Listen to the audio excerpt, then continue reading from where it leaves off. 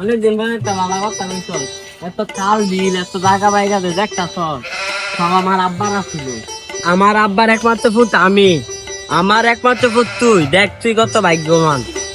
এই যা সম্পত্তি দেখতা চল, আমি মরলে এই সব সম্পত্তি তোর নামে দেখবো না। কি সব আমার সম্পত্তি?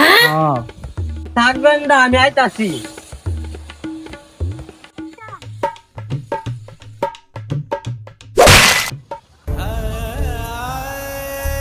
আমার সম্পত্তি বন্ধু, তাড়াতাড়ি আয়, আমার বাপের সম্পত্তি সব আমার নামে গেছে, আজকে পাঠিয়ে আয়।